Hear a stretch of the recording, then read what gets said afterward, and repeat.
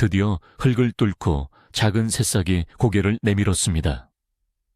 정말 감격스러운 순간이죠. 하지만 바로 다음 날 그 여린 새싹들이 힘없이 쓰러져 있거나 콩나물처럼 길게 웃자라 있는 것을 보고 절망한 적 없으신가요?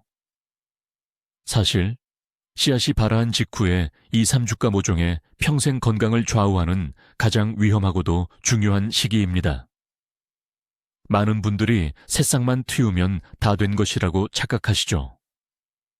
오늘 영상에서는 식물 초보자들이 99% 저지르는 치명적인 실수를 피하고 여러분의 소중한 새싹을 튼튼한 모종으로 키워내는 5가지 필수 단계를 아주 자세하게 알려드릴 겁니다. 마지막 단계는 특히 중요하니 절대 놓치지 마세요. 본격적인 이야기에 앞서 왜 이 시기가 그토록 중요한지 잠시 짚고 넘어가겠습니다. 막 태어난 새싹은 사람으로 치면 갓난아기와 같습니다. 씨앗 속에 저장된 양분, 즉 떡잎에 의존해서 살아가죠. 아직 스스로 광합성을 통해 에너지를 만들 수 있는 튼튼한 뿌리와 진짜 잎사귀, 즉 본잎이 발달하지 않은 상태입니다. 이 시기에는 환경의 작은 변화에도 극도로 민감하게 반응합니다. 빛이 조금만 부족해도, 물이 조금만 많아도, 바람이 통하지 않아도 쉽게 병들고 죽어버릴 수 있습니다. 따라서 우리는 이 연약한 아기 식물이 스스로 살아남을 힘을 기를 때까지 마치 인큐베이터처럼 최적의 환경을 만들어 주어야 합니다. 오늘 배울 5가지 단계는 바로 그 인큐베이터를 만드는 핵심 비법입니다. 첫 번째 필수 단계는 바로 빛 관리입니다. 많은 분들이 새싹이 돋아나면 그저 창가에 두면 된다고 생각하시지만 이것이 가장 흔한 첫 번째 실수입니다. 새싹에게 빛은 생존과 직결된 밥과 같습니다. 빛이 부족하면 새싹은 어떻게든 빛을 더 받기 위해 필사적으로 키만 키우기 시작합니다. 이것이 바로 우리가 웃자람이라고 부르는 현상이죠. 줄기는 가늘고 길어지며 잎은 작고 연약해집니다. 이렇게 웃자란 모종은 작은 충격에도 쉽게 부러지고 병충해에도 극도로 취약해져 결국 살아남지 못합니다. 여러분이 마주하는 대부분의 모종 실패는 바로 이 빛 관리 실패에서 시작됩니다. 창가에 둔다고 해서 다 같은 빛이 아닙니다. 하루 중 해가 드는 시간은 얼마나 되는지, 다른 건물에 가려지지는 않는지, 방충망이 빛을 막고 있지는 않은지 등을 꼼꼼히 확인해야 합니다. 새싹이 튼튼하게 자라기 위해서는 하루에 최소 12시간에서 16시간의 충분하고 밝은 빛이 필요합니다. 그렇다면 이상적인 빛은 어떤 것일까요? 무조건 강한 직사광선이 좋다고 생각하면 또 다른 함정에 빠지게 됩니다. 갓 태어난 새싹의 잎은 매우 연약해서 한여름의 뙤약볕 같은 강한 직사광선에 그대로 노출되면 잎이 타버릴 수 있습니다. 마치 아기 피부에 선크림 없이 해변에 나가는 것과 같죠. 가장 좋은 것은 밝지만 직접적이지 않은 부드러운 빛입니다. 하지만 대부분의 가정 환경, 특히 아파트 베란다에서는 이런 이상적인 자연광을 하루 종일 제공하기가 매우 어렵습니다. 해가 드는 시간이 짧거나 특정 방향에서만 빛이 들어와 식물이 한쪽으로만 기울어 자라기 쉽습니다. 그래서 전문 농가나 숙련된 가드너들은 식물 생장등, 즉 그로우라이트를 적극적으로 활용합니다.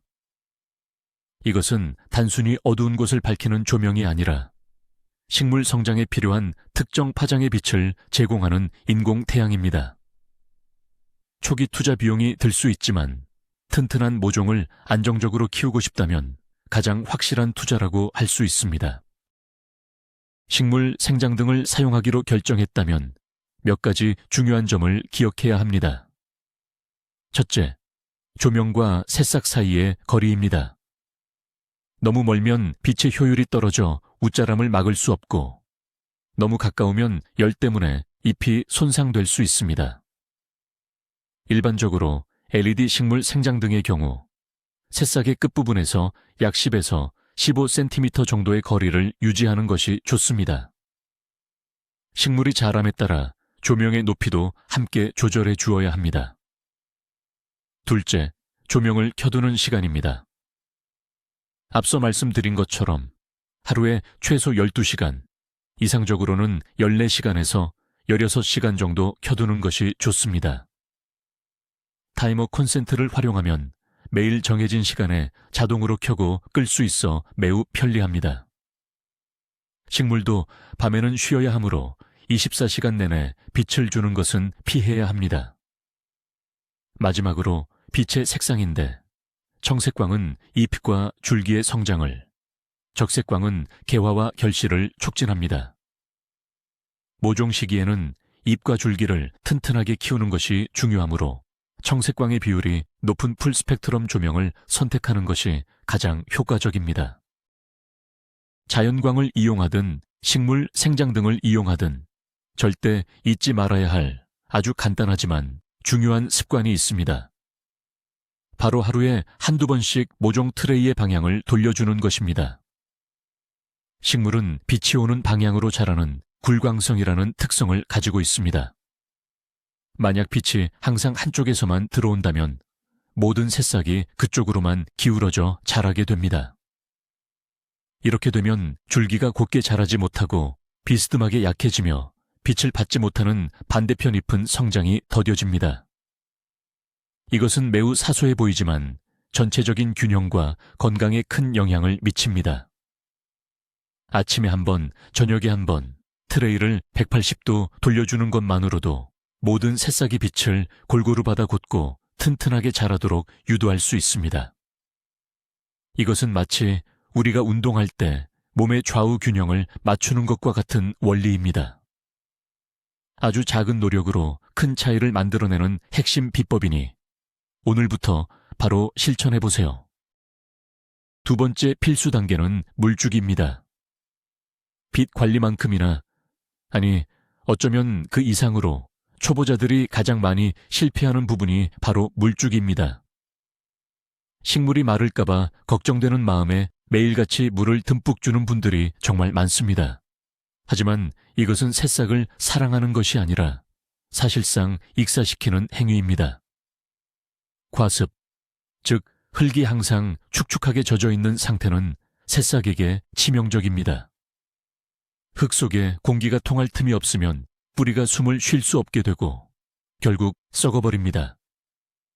뿌리가 썩기 시작하면 더 이상 물과 양분을 흡수하지 못하고 겉으로 보기에는 멀쩡해 보이던 새싹이 어느 날 갑자기 힘없이 쓰러져 버립니다. 한번 뿌리가 썩기 시작하면 되돌리기가 거의 불가능합니다. 기억하세요. 식물은 목이 말라 죽는 경우보다 물에 빠져 죽는 경우가 훨씬 더 많습니다. 특히 배수가 잘 되지 않는 용기를 사용하거나 물 빠짐 구멍이 없는 컵 같은 곳에 씨앗을 심었다면 과습의 위험은 몇 배로 커집니다. 그렇다면 도대체 언제 물을 주어야 할까요? 정답은 정해진 날짜는 없다입니다. 3일에 한 번과 같은 규칙은 매우 위험합니다. 식물이 필요로 하는 물의 양은 온도, 습도, 빛의 양, 모종의 성장 단계 등 수많은 요인에 따라 매일 달라지기 때문입니다.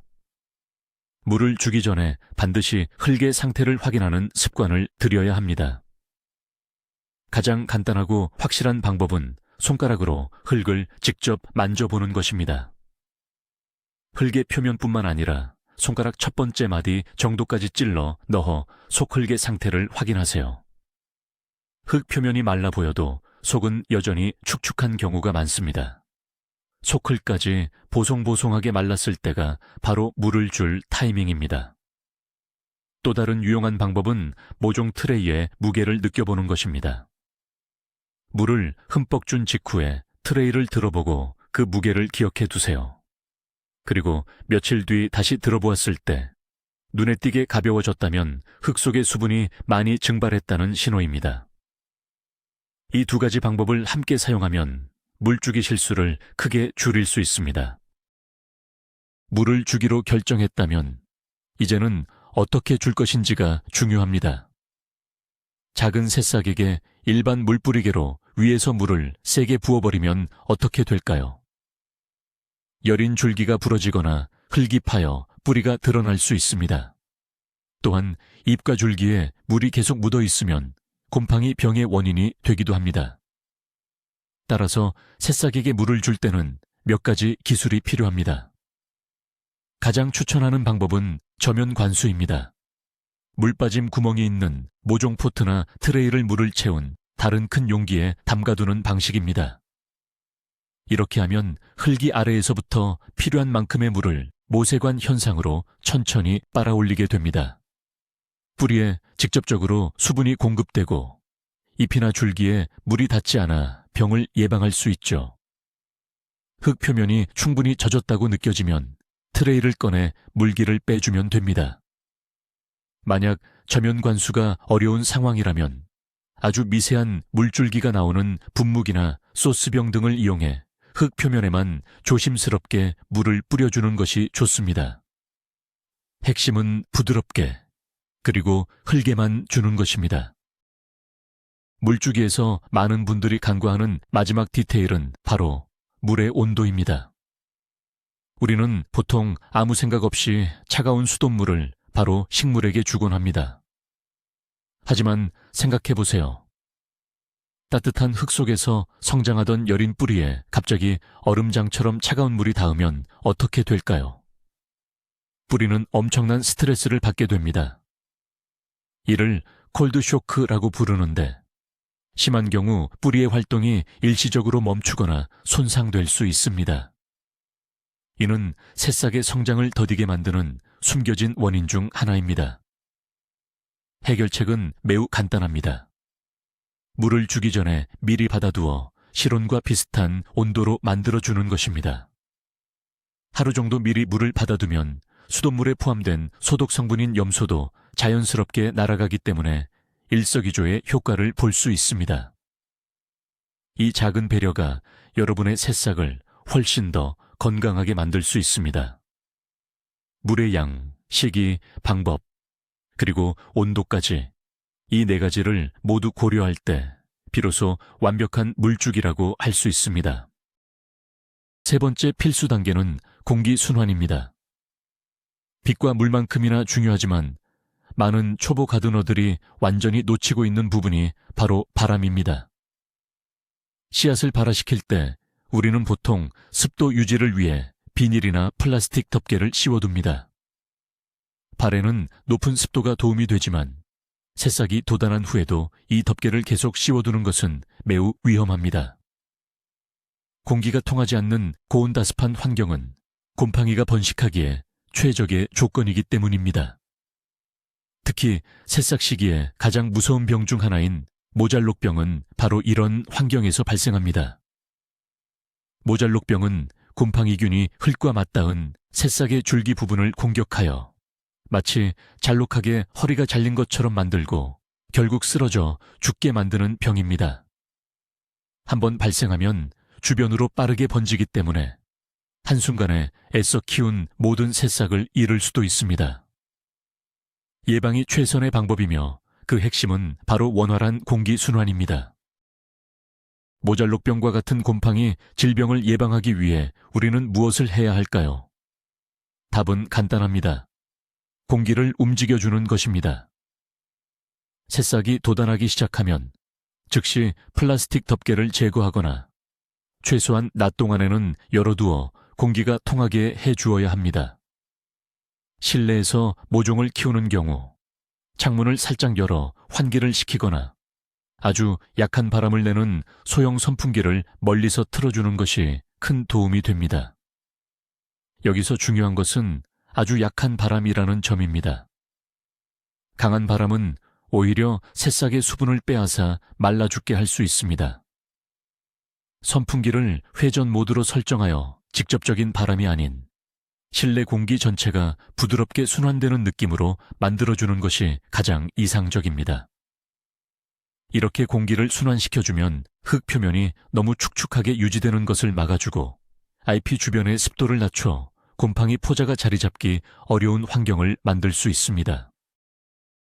공기순환의 이점은 단순히 병을 예방하는 데 그치지 않습니다. 부드러운 바람은 새싹의 줄기를 물리적으로 자극하는 역할을 합니다. 마치 우리가 근력 운동을 하면 근육이 더 단단해지는 것과 같은 원리죠. 바람에 살짝씩 흔들리는 과정에서 새싹의 줄기는 스스로를 보호하기 위해 더 굵고 튼튼하게 발달합니다. 이렇게 자란 모종은 나중에 밭이나 화분에 옮겨 심었을 때 외부 환경의 바람에도 쉽게 부러지지 않고 잘 적응할 수 있습니다. 반면 바람 한 점 없는 온실 속 화초처럼 자란 모종은 줄기가 약해 작은 비바람에도 큰 피해를 볼 수 있습니다. 즉, 공기순환은 새싹에게 일종의 예방접종이자 체력 단련인 셈입니다. 덮개를 걷어내고 창문을 열고 선풍기를 트는 이 간단한 행동이 여러분의 새싹을 병으로부터 지키고 더 강인하게 만들어준다는 사실을 꼭 기억하세요. 공기순환과 관련하여 또 한 가지 중요한 점은 바로 모종 사이의 거리입니다. 씨앗을 뿌릴 때 나중에 많이 나올 것을 기대하며 너무 촘촘하게 뿌리는 경우가 많습니다. 하지만 이렇게 빽빽하게 자라난 새싹들은 서로의 성장을 방해하게 됩니다. 잎들이 서로 겹쳐져 빛을 가리고 가장 중요한 공기의 흐름을 막아버립니다. 이렇게 식물들이 밀집된 곳은 습도가 높게 유지되어 곰팡이 병이 발생하기 딱 좋은 장소가 됩니다. 따라서 씨앗을 파종할 때부터 적절한 간격을 유지하는 것이 좋지만 만약 이미 촘촘하게 발화했다면 다음 단계에서 배울 솎아주기를 통해 반드시 공간을 확보해 주어야 합니다. 식물 사이의 공간은 빛과 양분을 위한 공간일 뿐만 아니라 건강한 성장에 필수적인 바람길이라는 것을 잊지 마세요. 이 세 번째 단계, 공기순환을 통해 보이지 않는 위협으로부터 새싹을 보호하고 더 강하게 키울 수 있습니다. 네 번째 단계는 많은 분들이 마음 아파서 망설이는 솎아주기입니다. 솎아주기란 촘촘하게 자란 새싹들 중에서 일부를 의도적으로 제거하여 남은 새싹이 더 잘 자랄 수 있는 공간과 양분을 확보해주는 작업입니다. 하나의 포트에 여러 개의 씨앗을 뿌렸다면 거의 모든 씨앗이 발화하여 숲처럼 빽빽해지는 경우가 있습니다. 이 모습은 풍성해 보여서 기분이 좋을 수 있지만 식물들에게는 생존을 위한 치열한 전쟁의 시작을 의미합니다. 한정된 공간과 흙 속의 양분, 그리고 햇빛을 차지하기 위해 서로 경쟁하게 되죠. 이런 경쟁 속에서는 결국 어느 하나도 제대로 자라지 못하고 모두가 약하고 비실비실한 모종이 될 가능성이 높습니다. 선택과 집중의 원리는 식물 재배에도 동일하게 적용됩니다. 가장 튼튼하고 건강한 새싹 하나를 선택하고 나머지를 과감히 포기함으로써 선택된 하나를 최고의 모종으로 키워내는 것이 솎아주기의 핵심 목표입니다. 그렇다면 언제, 어떤 기준으로 솎아주기를 해야 할까요? 솎아주기의 가장 좋은 시기는 씨앗에서 처음 나온 떡잎 외에 식물 고유의 모양을 가진 진짜 잎, 즉 본잎이 한두 장 나왔을 때입니다. 이 시기가 되면 어떤 새싹이 더 건강하고 성장 잠재력이 높은지 비교적 명확하게 구별할 수 있습니다. 솎아줄 대상을 고를 때는 몇 가지 기준이 있습니다. 첫째, 가장 먼저 싹이 트고 키가 크며 줄기가 굵은 것. 둘째, 잎이 더 크고 색이 진하며 건강해 보이는 것. 셋째, 다른 새싹들보다 중앙에 위치하여 뿌리 내릴 공간이 충분한 것. 이런 기준들을 종합적으로 고려하여 각 포트나 구역에서 가장 우수한 챔피언 하나만을 남기고 나머지는 제거 대상으로 결정합니다. 이 결정이 어려울 수 있지만 전체 농사의 성공을 위한 필수적인 과정이라는 점을 기억해야 합니다. 약한 모종 여러 개보다 튼튼한 모종 하나가 훨씬 더 많은 수확을 가져다 줍니다. 이제 솎아낼 대상을 결정했다면 어떻게 제거할 것인지가 매우 중요합니다. 많은 분들이 저지르는 실수는 바로 솎아낼 새싹을 손으로 잡고 그냥 뽑아버리는 것입니다. 이것은 절대 해서는 안 될 행동입니다. 왜냐하면 빽빽하게 자란 새싹들의 뿌리는 서로 엉켜 있을 가능성이 높기 때문입니다. 약한 새싹을 뽑아내는 과정에서 남겨두기로 한 건강한 새싹의 뿌리까지 함께 딸려 나오거나 심각한 손상을 입을 수 있습니다. 뿌리에 충격을 받은 모종은 성장이 멈추거나 몸살을 앓다가 결국 죽을 수도 있습니다. 따라서 가장 안전하고 올바른 솎아주기 방법은 뽑는 것이 아니라 자르는 것입니다. 작은 가위나 쪽가위를 사용하여 제거할 새싹의 줄기를 흙 표면과 최대한 가깝게 잘라줍니다. 이렇게 하면 남겨진 새싹의 뿌리에 전혀 영향을 주지 않고 안전하게 경쟁자만 제거할 수 있습니다. 잘려나간 줄기 아래에 뿌리는 흙 속에서 자연스럽게 분해되어 다른 식물의 양분이 됩니다. 솎아주기는 분명 정서적으로 쉽지 않은 과정입니다. 애써 트윤 생명을 내 손으로 제거해야 한다는 사실에 죄책감을 느끼는 분들도 많습니다. 하지만 이것은 잔인한 행위가 아니라 더 큰 성공을 위한 현명한 선택입니다. 정글의 법칙을 생각해 보세요.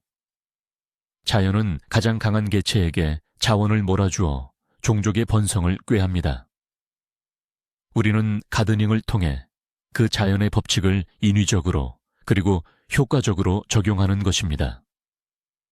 솎아주기를 통해 확보된 공간에서 남겨진 새싹은 더 많은 햇빛을 받고 엉킴없이 뿌리를 넓게 뻗어 더 많은 물과 양분을 흡수하며 원활한 통풍으로 병충해의 위험에서도 벗어날 수 있습니다. 이렇게 좋은 환경에서 자란 모종은 월등히 튼튼하고 건강하게 성장하여 결국 여러분에게 풍성한 수확의 기쁨으로 보답할 것입니다. 순간의 아쉬움이 더 큰 기쁨을 가져온다는 것을 믿고 과감하게 실행에 옮기시길 바랍니다.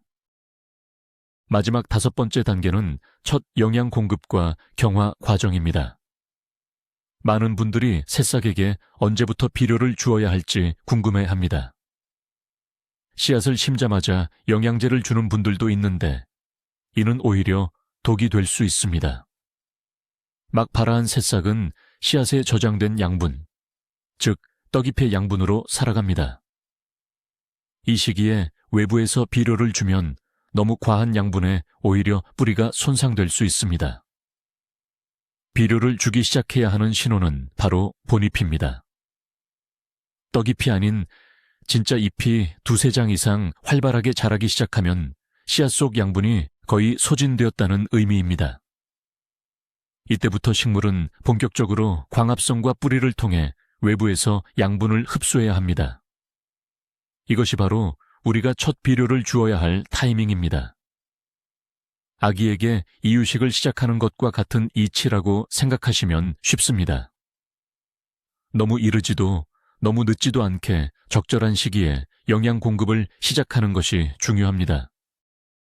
새싹의 첫 이유식, 즉 첫 비료는 어떻게 주어야 할까요? 가장 중요한 원칙은 아주 연하게 주는 것입니다. 성체 식물에게 주는 농도 그대로 주면 연약한 새싹의 뿌리가 비료의 염분 때문에 타버릴 수 있습니다. 이는 비료장애라고 불리며 회복이 어렵습니다. 따라서 식물용 액체 비료를 사용하되 제품 설명서에 나와 있는 표준 희석 비율보다 2배에서 4배 정도 더 묽게 희석하여 사용해야 합니다. 예를 들어 물 1리터에 비료 10ml를 섞으라고 되어 있다면 우리는 1리터에 2.5에서 5ml만 섞는 것입니다. 이렇게 연하게 희석한 비료액을 물주기 주기에 맞춰 흙에 공급해주면 됩니다. 처음에는 2주에 한 번 정도로 시작하여 모종이 점점 자람에 따라 농도와 횟수를 서서히 늘려나가는 것이 안전합니다. 과유불급, 즉 넘치는 것은 모자란 것만 못하다는 말을 비료를 줄 때 항상 기억해야 합니다. 이제 모종이 튼튼하게 자랐다면 마지막 관문인 경화 과정이 남았습니다. 경화란 온실처럼 안락한 실내 환경에서 자란 모종을 거친 외부 환경, 즉 텃밭이나 노지에 옮겨 심기 전에 서서히 적응시키는 훈련 과정을 말합니다.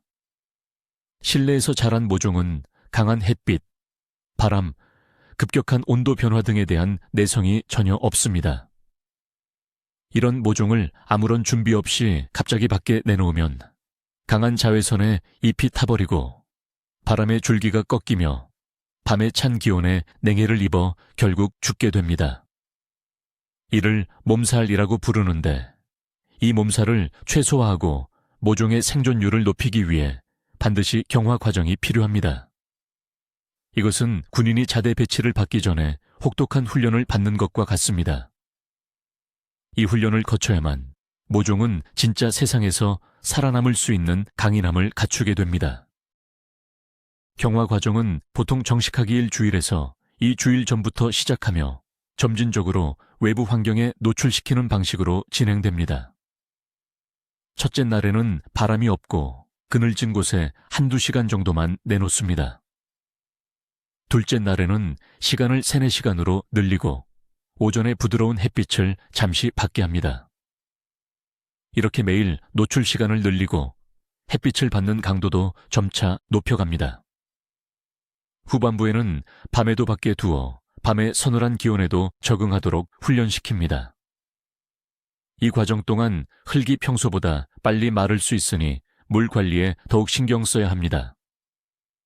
만약 잎이 축 처지거나 하얗게 변하는 등 스트레스 반응을 보이면 즉시 다시 실내로 들여 회복시킨 후 더 천천히 과정을 진행해야 합니다. 이 인내심 있는 경화 과정을 성공적으로 마치면 여러분의 모종은 텃밭에 옮겨 심은 후에도 몸살 없이 빠르게 뿌리를 내리고 왕성하게 성장할 준비를 마치게 됩니다. 자, 오늘 우리는 씨앗이 발아한 후 연약한 새싹을 튼튼한 모종으로 키워내기 위한 5가지 핵심 단계를 함께 살펴보았습니다. 첫째, 웃자람을 막는 똑똑한 빛 관리. 둘째, 과습을 피하는 섬세한 물주기 기술. 셋째, 모잘록병을 예방하는 공기순환의 중요성. 넷째, 마음은 아프지만 더 큰 성장을 위한 과감한 솎아주기. 그리고 마지막으로 모종을 강하게 만드는 첫 영양 공급과 경화 훈련까지. 이 5가지 단계는 각각 별개의 것이 아니라 서로 유기적으로 연결되어 모종의 건강을 지탱하는 기둥과 같습니다. 어느 하나라도 소홀히 하면 모종은 쉽게 쓰러질 수 있습니다. 오늘 배운 내용들을 꼭 기억하고 실천하셔서 더 이상 새싹 앞에서 좌절하는 일이 없으시길 바랍니다. 여러분의 작은 씨앗이 풍성한 결실을 맺는 그날까지 저희가 항상 함께하겠습니다. 오늘 영상 시청해 주셔서 정말 감사합니다. 여러분은 새싹을 키우면서 어떤 실수를 가장 많이 하셨나요? 혹은 자신만의 특별한 노하우가 있다면 댓글로 공유해 주세요. 구독과 좋아요, 알림 설정도 잊지 마세요.